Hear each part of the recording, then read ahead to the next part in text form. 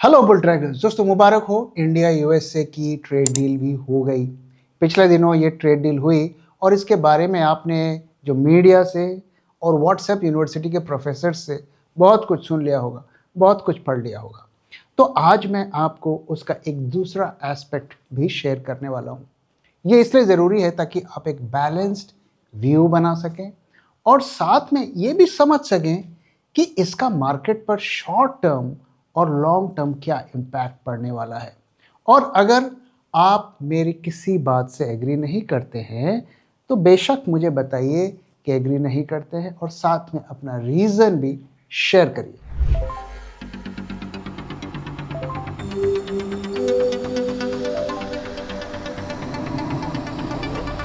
जब मार्केट की हो बात, बेटर आस्क बुल ट्रैक। तो आइए सबसे पहले इस डील की जो मेन पॉइंट्स हैं उसके बारे में बात कर लेते हैं। जैसा कि आप जानते हैं कि हम 18% टैरिफ पर आ गए हैं। जो 25 + 25 लगा था तो ये रशियन ऑयल का हट गया है और हम अब 25 से घटकर 18 पे आ गए हैं। लेकिन ये जो 25 हटा है ये कंडीशनल है, यानी कि यूएसए की जो एग्रीमेंट है उसमें ये कहा गया है कि वी आर वॉचिंग यू, और अगर आपने दोबारा से खरीदना शुरू किया तो ये लग जाएगा। तो एक तरीके का इसे आप थ्रेट मानिए। दूसरा जो पॉइंट है, की पॉइंट है कि $500 billion mandate, India commits to purchasing $500 billion in American energy, aviation and tech over 5 years। तो पहले दिन जब ये आया था तो कई लोगों ने आप में से कहा कि नहीं नहीं ये तो 5 साल का है, लेकिन अल्टीमेटली 500 बिलियन हमें उन्हें देने हैं। और इसमें अगर आप इसको गौर से देखें तो ये जो हमारा यूएसए के साथ ट्रेड सरप्लस था उसे पूरी तरीके से ट्रेड डेफिसिट में कन्वर्ट कर सकता है। अब तीसरी जो की पॉइंट है कि India agrees to phase out Russian crude in favour of US Venezuela sources to satisfy secondary sanctions. तो अमेरिका ने कहा है ए भाई, अब तुम्हें वेनेजुएला से ऑयल खरीदना है। और जब हमारे मिनिस्टर से पूछा गया, कॉमर्स मिनिस्टर और फॉरेन मिनिस्टर्स, तो दोनों ने क्लियर कट आंसर नहीं दिया। एक ने कहा उनसे पूछो, दूसरे ने कहा उनसे पूछो। मुझे नहीं पता उसके बाद क्लैरिफिकेशन आया है कि नहीं आया है, लेकिन हमें क्लियर कट बताना चाहिए कि हम रशियन ऑयल को पूरी तरीके से हम बंद कर रहे हैं या नहीं कर रहे, क्योंकि इसका बहुत ज़्यादा बहुत बड़ा इम्पैक्ट हमारे इकॉनमी पर और मार्केट्स पर भी पड़ सकता है। आगे मैं आपको दिखाऊंगा। और ये आपको ये समझिए कि 18 से $20 एक्स्ट्रा पर बैरल हम पे करेंगे अगर हम यूएस या वेनेजुएला से ऑयल को खरीदते हैं। साथ में जो अगली की पॉइंट है, India slashes tariffs on US agriculture goods जैसे कि nuts, wine, dried distillers, grains. तो ये ग्रेन का एक दूसरा रूप है जो कि ऐसा कहा जा रहा है कि शायद वो जानवरों वानवरों को खिलाया जाएगा। जैसा कि हमने पहले भी इसके बारे में बात किया था कि कुछ एग्रीकल्चर प्रोडक्ट्स एनिमल जो कंजम्पशन है उसके रूप से आएंगे और बाद में इसका क्या होगा हमें नहीं पता। दूसरी चीज़ अगर आप देखिए कि सोयाबीन ऑयल, सोयाबीन तो नहीं आ रहा है, which is a good thing, MP के फार्मर्स को कुछ राहत है, लेकिन सोयाबीन का ऑयल आ रहा है और कॉटन ये भी आ रहा है। तो ये जो एग्रीकल्चर प्रोड्यूसेस की लिस्ट है इसमें एक बहुत ही क्रूशियल वर्ड भी लिखा हुआ है, ETC etcetera, which is undefined, कि आगे क्या क्या ऐड होगा या इसमें क्या क्या है उसकी पूरी लिस्ट अभी तक हमें नहीं पता। और and removes tech licensing hurdles. तो ये एक बड़ा डेवलपमेंट है। और आपको आपकी जानकारी के लिए बता दूं, आपको किसी मीडिया हाउस से शायद नहीं पता चलेगा कि इस महीने से किसानों का एक नया आंदोलन भी शुरू होने वाला है। मोस्ट लाइकली फरवरी 12 या 13 से कुछ शुरू होने वाला। ऑलरेडी प्रोटेस्ट शुरू हो गए हैं बट ये बिग वे में आने वाला है, ऐसा मैंने कई खबरों में पढ़ा। और साथ में the tech expansion enhanced iCET framework allows India access to high end GPUs and jet engines under trusted source criteria. अब ये एक पॉजिटिव डेवलपमेंट है, ये हमारे इंडिया में AI की ग्रोथ को पुश करेगी। लेकिन यहाँ पर भी एक दो कंसर्न है। पहला ये कि जो उनके हाई एंड चिप हैं, if I remember correctly H200 या ऐसा कुछ एनवीडिया का जो टॉप एंड चिप है, क्या वो हमें देंगे? क्योंकि वो किसी को नहीं देते और उसकी सफिशिएंट सप्लाई भी नहीं है। और जो लो एंड चिप्स हैं, जो AI चेन में जो नीचे की तरफ जो कम पावर के चिप्स आते हैं, वो चाइना को भी एक्सपोर्ट करते हैं, ओके, लेकिन जो उनका मेन चिप है वो नहीं एक्सपोर्ट करते। तो क्या हमें देंगे? मुझे नहीं पता, मैं इसको आपको क्लियरली बता देता हूँ। और साथ में यहाँ पर एक बड़ा पेच है कि वो जो भी हमें AI में हेल्प करेंगे तो उनका उस एग्रीमेंट में ऐसा लिखा हुआ है कि वो वॉच करेंगे कि उसका क्या यूज़ हो रहा है, कैसा यूज़ हो रहा है, और अगर उन्हें लगता है कि ये अमेरिका के नेशनल इंटरेस्ट के अगेंस्ट में यूज़ हो रहा है तो इस पर वो बैन भी लगा सकते हैं। तो आप देख सकते हैं कि यहाँ पर कुछ पॉजिटिव चीज़ें ज़रूर आपको दिख रही होंगी, लेकिन यहाँ पर बहुत सारे कैचेस भी हैं। मार्केट गिर रहा है, स्टॉक्स 30 से 40% तक गिर चुके हैं, पर यहाँ मौका है या धोखा? मौका वही मिलेगा जहां ग्रोथ है, जहां वैल्यू है, लेकिन 99% रिटेल इन्वेस्टर्स को पता ही नहीं होता कि स्टॉक की रियल वैल्यू क्या है। नतीजा, वो 100 के स्टॉक को 200 पर खरीदते हैं। तो क्या आप भी सीखना चाहते हैं ग्रोथ स्टॉक्स को आइडेंटिफाई करना एंड उसके सही वैल्यू को कैलकुलेट करना? तो देर किस बात की, join the league of serious investors. इस बार सिर्फ इंडियन स्टॉक्स ही नहीं, ग्लोबल भी। और पिछले सेशंस के पार्टिसिपेंट्स के लिए ये सिर्फ वैल्यू क्रिएशन नहीं था, ये एक माइंडसेट शिफ्ट था, और इसका प्रूफ उनका खुद का feedback. See you in the master class, this time beyond boundaries, beyond the limit, invest for alpha 3, be limitless. तो मेन पॉजिटिव्स क्या है, मेन नेगेटिव्स क्या है, इसको भी समझ लेते हैं। तो पहली जो सबसे अच्छी चीज़ है, मैं इसकी तारीफ करता हूँ कि जो हमारे textile, James and jewellery segment के लोग हैं, जो लेबर इंटेंसिव सेगमेंट्स है हमारे, उसमें से काफ़ी गरीब लोग, लोअर मिडिल क्लास के लोग उसमें काम करते हैं, जो उनके रोज़गार पर एक बड़ा खतरा बन गया था, उस जॉब्स को हमने काफ़ी हद तक होपफुली सेव कर लिया है। तो ये एक अच्छा इसका रिजल्ट है, अच्छा आउटपुट है।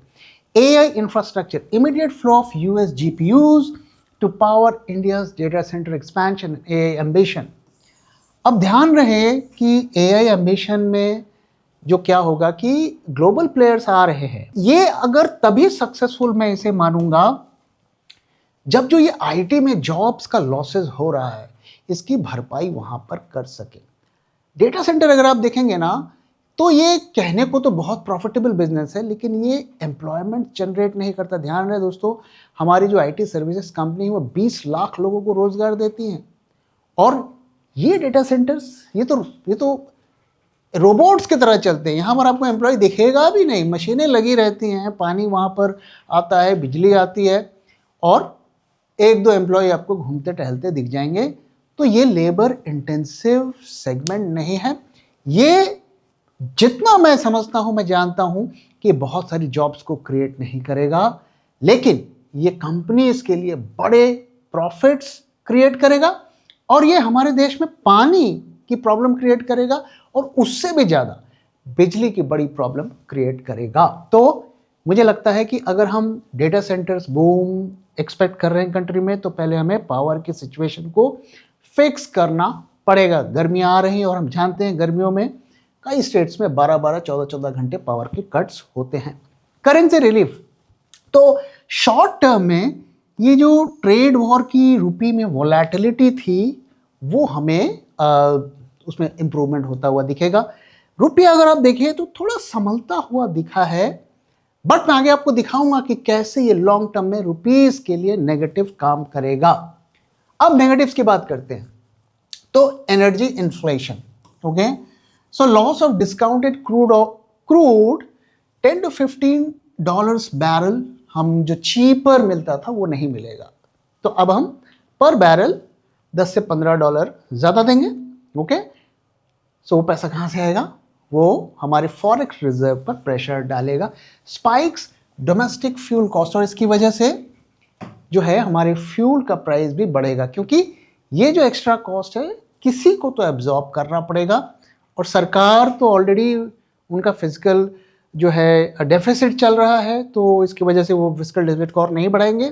तो या तो हमारे ऊपर एक्स्ट्रा टैक्सेस बढ़ाकर जो है इस पैसे को वसूला जाएगा, या फिर पेट्रोल के दाम बढ़ाए जाएंगे। Okay, agri distress in US industrial farm products को dump into India threatening local farmers and labour. अब देखिए ये बहुत कंट्रोवर्शियल है। ओके, किसान भाई लोग कह रहे हैं कि भाई ये तो हमारे अगेंस्ट में है, हमारे मिनिस्टर्स कह रहे हैं कि हमने उन्हें प्रोटेक्ट कर लिया, लेकिन इस बात को तो डिनाई नहीं किया जा सकता कि कुछ एग्रीकल्चर प्रोड्यूसर्स इंडिया में आएंगे ज़ीरो टैरिफ पर। और ध्यान रहे यूएसए की फार्मर्स लॉबी बहुत स्ट्रांग है।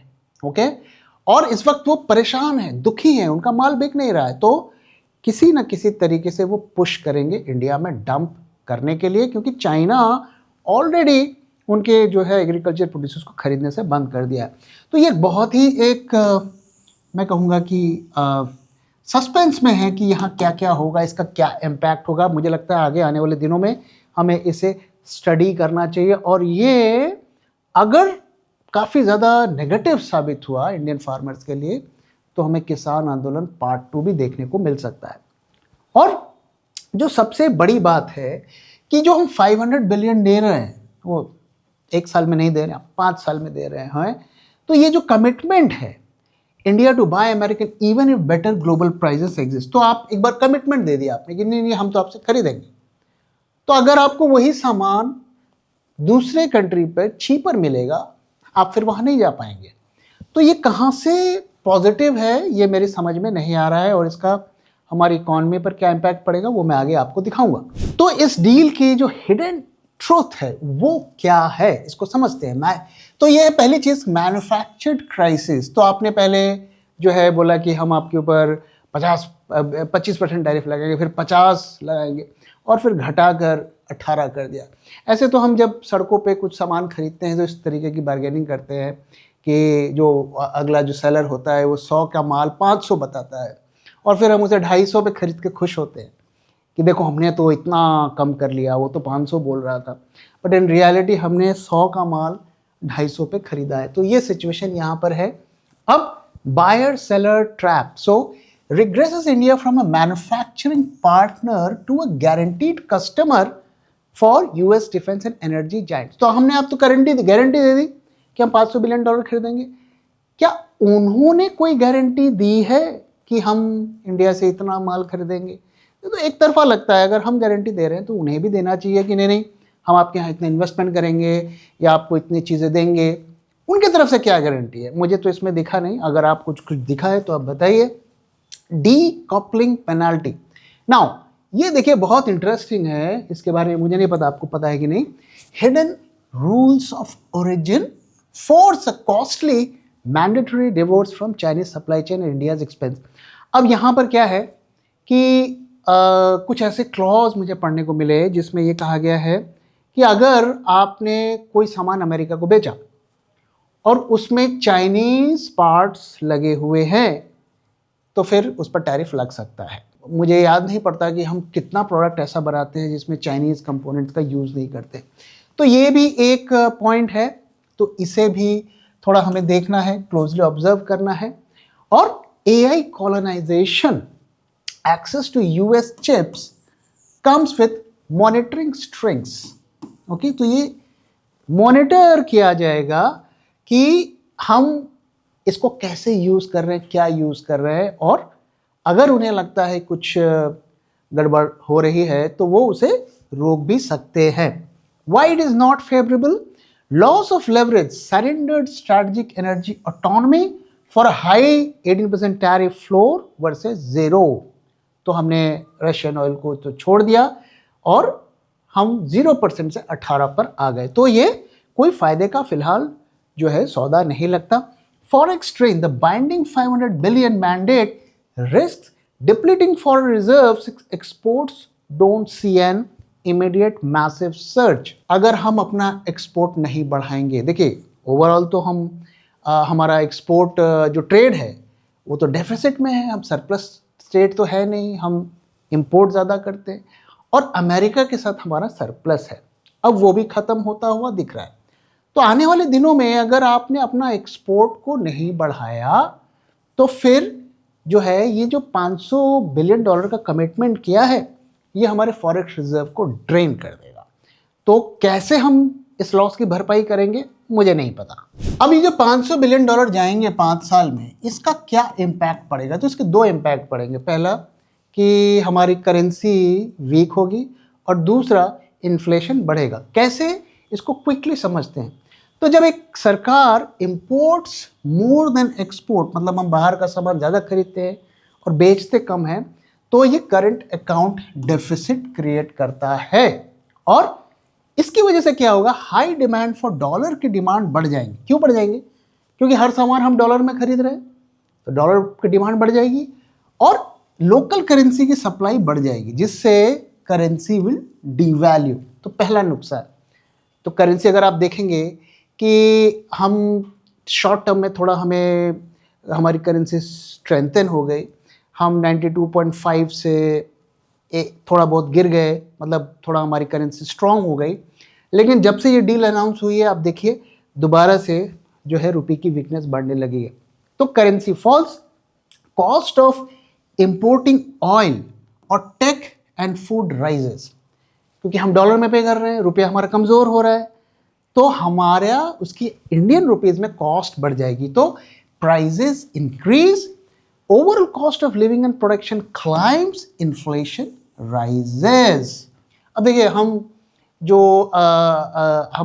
जो भी चीज़ हम डॉलर में खरीदते हैं, पिछले 4-5 सालों में हमारी करेंसी वीक हो रही है, तो हमारे कॉस्ट लगभग 20-30% बढ़ गए हैं। तो आगे इसका इम्पैक्ट और भी जगह पड़ेगा। तो ये क्लियर कट आपको दिख रहा होगा कि इसका क्या इम्पैक्ट पड़ेगा। पॉजिटिव्स कम है, नेगेटिव ज़्यादा है। और मैंने फार्मा सेक्टर को भी यहाँ पर कवर नहीं किया। फार्मा सेक्टर अगर आप देखें तो वो मिक्स्ड बैग हैं, क्योंकि जो दवाइयाँ, जो जेनरिक्स दवाई हैं, उस पर तो कोई इम्पैक्ट नहीं पड़ेगा, लेकिन जो वैसी दवाइयाँ हैं जो बड़ी बीमारियों के लिए यूज़ होती हैं, न्यूली डेवलप्ड ड्रग्स होती हैं, उनके कॉस्ट बढ़ेंगे, और साथ में वो अपने जो मेडिकल डिवाइसेस हैं उसे भी इंडिया में पुश करेंगे। तो एक तरीके से वो देखो स्टैंडर्ड बन जाएगा कि भाई अमेरिका के डिवाइस तो आपको खरीदना ही पड़ेगा, और अमेरिका का डिवाइस महंगा होगा, तो कॉस्ट ऑफ ट्रीटमेंट भी वहाँ पर बढ़ेंगी। और साथ में अमेरिकन कंपनियां क्या करती हैं दवाई की, कि वो कोई एक दवाई लेती है, उसका पेटेंट रहता है, जब वो पेटेंट एक्सपायर होने को आता है तो उसमें एक चीज़ करते हैं वो, कि उसमें छोटे मोटे नए चीज़ें डाल देते हैं, और कहते हैं देखो जी ये तो एक नया वर्जन दवाई का आ गया, और फिर से उसको पेटेंट को एक्सटेंड कर लेते हैं। और इंडिया में ये मान्य नहीं है कि आपने छोटा कुछ डाल दिया उसमें और इंडिया में हम आपके पेटेंट को एक्सटेंड कर देंगे, ऐसा नहीं होता था। लेकिन इस एग्रीमेंट के बाद वैसा भी होगा। तो ये पूरी तरीके से उनके फार्मा कंपनीज के फेवर में है। तो ओवरऑल आप देख सकते हैं कि यहाँ पर नेगेटिव्स ज़्यादा हैं, पॉजिटिव्स कम है। अब आप में से बहुत लोग मुझसे एग्री नहीं करेंगे, विच इज़ फाइन, लेकिन एटलीस्ट मुझे बताइए क्यों एग्री नहीं कर रहे हैं। तो आइए मार्केट की तरफ चलते हैं और पता करने की कोशिश करते हैं कि ये जो ट्रेड डील हुई है ये मार्केट के लिए कितना पॉजिटिव है। तो अगर हम ग्लोबल मार्केट से कंपेयर करें तो हमारे मार्केट्स ने कितना रिटर्न दिया, तो यहाँ पे आप देख सकते हैं कि 5 दिनों में अगर हम देखें तो नैस्डैक ने नेगेटिव रिटर्न दिया, और हम जानते हैं इसका रीज़न, क्योंकि एआई के स्टॉक्स में पिछले दिनों बड़ी गिरावट हुई बिकॉज ऑफ जापानीज़ जो बॉन्ड यील्ड्स बढ़ रहे थे और जापानीज़ कैरी एंड ट्रेड की जो प्रॉब्लम थी। और उसके बाद अभी आपको वहाँ पर रिकवरी होती हुई भी दिखी है। आप देख सकते हैं कि 2% अप है। सो डाउ जोन्स ने भी करीब इतना रिटर्न दिया। आप देख सकते हैं कि सभी मार्केट्स ने अच्छा रिटर्न दिया। और निक्केई ने, मेरे इलेक्शन के रिजल्ट्स आ गए हैं, जो पुरानी प्राइम मिनिस्टर थी वो दोबारा से इलेक्ट हो गई है, तो आज 5% ये अप रहा। अब इसके कंपैरिजन में अगर आप देखेंगे तो इंडियन मार्केट्स ने कुछ खास नहीं किया। अगर आप देखें कि ठीक है हम नीचे से जो हमारा नियर टर्म लो था वहाँ से 700 पॉइंट्स अप है, लेकिन ग्लोबल मार्केट्स में कंपेयर करेंगे तो ऐसा नहीं है कि कुछ ड्रामेटिक हमारे मार्केट्स में हो गया। तो ये बता रहा है कि ये ट्रेड डील से मार्केट कोई बहुत ज़्यादा फिलहाल तो एक्साइटेड होता हुआ हमें नहीं दिख रहा है। हमारे से बाकी मार्केट्स ने हमारे से ज़्यादा अच्छा परफॉर्म किया है और ये एक दिन के आप चेंजेस को भी देख लीजिए, यहाँ पर भी हमें वही पिक्चर देखने को मिल रही है। अब आज के मार्केट डेटा की तरफ चलते हैं। तो आज मार्केट निफ्टी ने करीब 173 पॉइंट्स अप दिखा, एडवांस डिक्लाइन रेशियो काफ़ी अच्छा है और बैंक निफ्टी में भी वही पिक्चर हमें होती हुई दिख रही है। अगर निफ्टी के जो टॉप गेनर्स को अगर आप देखें तो इसमें SBIN है, श्रीराम फाइनेंस है, तो फाइनेंस के स्टॉक्स ग्रासिम है, इन्होंने काफ़ी अच्छा किया। और बैंक निफ्टी हालांकि अगर आप देखें तो ज़्यादा बेटर किया, लेकिन वहाँ पर थोड़ी वीकनेस हमें देखने को मिली स्टॉक्स में। और दूसरी तरफ अगर FII के सिचुएशन को देखें तो यहाँ पर मामला पलट गया। फ्राइडे के दिन FIIs were buyer and DIIs were seller. तो यहाँ पर क्या गेम हो रहा है ये थोड़ा समझना पड़ेगा और इस ट्रेंड को देखना पड़ेगा कि ये कंटिन्यू होता है कि नहीं। फरवरी के महीने में now FIIs are net buyer, लेकिन डेरिवेटिव्स मार्केट में उनकी सिचुएशन उल्टी दिख रही है, वहाँ पर शॉर्ट पोजीशंस बढ़ाती हुई दिखी हैं, वो मैं आगे आपको दिखाऊंगा। यहाँ पर आप इंडेक्स को देख सकते हैं कि क्या सिचुएशन है। तो PSU बैंक ने काफ़ी अच्छा किया आज, मीडिया ने अच्छा किया, रियल्टी ने भी अच्छा किया, ज़्यादातर सेक्टर्स यहाँ पर ग्रीन में रहे और फार्मा ने भी काफ़ी अच्छा किया। हालांकि निफ्टी IT अभी भी रिकवर नहीं कर पा रहा है, यहाँ पर वीकनेस देखने को हमें मिल रही है। अब आइए सेंटिमेंट ट्रैकर की तरफ चलते हैं, यहाँ हमें क्या देखने को मिल रहा है। तो आज का सेंटिमेंट ट्रैकर काफ़ी इंटरेस्टिंग रहा और जो फ्राइडे के दिन अगर हम देखें तो मार्केट थोड़ा बेयरिश जोन पर आ गया था निफ्टी, और वहाँ से थोड़ा हमें इम्प्रूवमेंट होता हुआ दिखा, न्यूट्रल जोन पर आ गया है। लेकिन बैंक निफ्टी में सिचुएशन थोड़ी उल्टी होती हुई दिख रही है, तो ये अभी भी बेयरिश जोन पर चल रहा है और आप देख सकते हैं कि आज के दिन ये बेयरिश जोन पर आ गया है। तो नॉर्मली मार्केट तभी बेयरिश होता है जब निफ्टी बैंक निफ्टी दोनों बेयरिश जोन पर आते हैं। तो मुझे लगता है थोड़ा हमें इंतज़ार करना पड़ेगा, क्योंकि अभी निफ्टी न्यूट्रल जोन पे है और बैंक निफ्टी जो है बेयरिश जोन पे आ गया। अब आगे आने वाले दिनों में क्या होता है, क्या ये बुलिश जोन पे जाता है या ये बेरिश जोन पे जाता है, ये आगे देखना पड़ेगा। और जब दोनों आएंगे तब हमें क्लियर कट इंडिकेशन मिलेगा कि आगे शॉर्ट करना है कि लॉन्ग करना है। अब आइए आज के डेटा की तरफ चलते हैं। यहाँ हमें क्या देखने को मिल रहा है, तो हम 25,867 के आसपास, ऑलमोस्ट 26,000 के आसपास पहुँच चुके हैं। देखते हैं कि ये पार होता है कि नहीं होता है। 173 पॉइंट्स अप है। कॉल आई हुई, पुट आई हुई, जो वोलेटिलिटी की सिचुएशन है मोटा मोटा वही है, वहाँ पर कोई ड्रामेटिक चेंज नहीं हुआ है।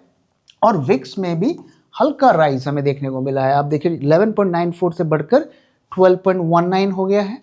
पुट्स में भी आई हुई थोड़ी बढ़ी है। थोड़ा सा ये वरीसम है, क्योंकि मार्केट्स इतना ऊपर चले गए और साथ में ट्रेड डील भी अनाउंसमेंट हो गई, अनसर्टेनिटी भी हट गई, लेकिन यहाँ पर विक्स में और वोलेटिलिटी में वो रिफ्लेक्ट होता हुआ नहीं दिख रहा है। पुट कॉल रेशियो में एक बार फिर हमें राइज देखने को मिला है। नॉर्मली जब इतनी अच्छी न्यूज़ आती है, जो पुट सेलर्स हैं वो काफ़ी ज़्यादा हो जाते हैं, इसका फ़ायदा हमें यहाँ पर होता हुआ दिख रहा है। लेकिन जो ट्रेंड हम पिछले कई दिनों से देख रहे हैं कि मार्केट जब भी ऊपर जाता है फ्रेश OI वहाँ पर ऐड नहीं होता है, क्योंकि होना चाहिए। अगर हमें ये लग रहा है कि अगले 5 दिन 10 दिन मार्केट ऊपर जाएगा, यहाँ पर OI ऐड होना चाहिए, जो कि नहीं हुआ है। पोजीशंस कट हुई हैं। नेक्स्ट मंथ में भी कुछ खास कॉन्ट्रैक्ट्स ऐड नहीं हुए। और इससे भी जो चिंता की बात है वो ये है कि आपके प्रीमियम्स में ज़बरदस्त ड्रॉप देखने को मिल रहा है। तो ये बता रहा है कि एक्सपायरी तक सिर्फ 40 पॉइंट का अपसाइड रह गया है। नेक्स्ट मंथ में भी अगर आप जाएंगे तो काफ़ी कम प्रीमियम देखने को मिल रहा है। इनफैक्ट अगर आप कल से कंपेयर करें, इतनी रैली हमें देखने को मिली, सारा दिन मार्केट ग्रीन में रहा, गैप अप भी रहा, प्रीमियम्स नहीं बढ़े, विच इज़ टेलिंग अस कि बेशक ऑप्शंस मार्केट में थोड़ी बुलिश सेंटिमेंट्स दिख रहे हैं, फ्यूचर्स मार्केट में कोई बदलाव नहीं है। और फ्यूचर मार्केट्स मीडियम टू जो 3 से 6 महीने तक का व्यू वहाँ पर हमें देखने को मिलता है। और NSE टर्नओवर भी एक बार फिर बढ़ता हुआ हमें दिखा। एडवांस डिक्लाइन रेशियो भी अच्छा रहा।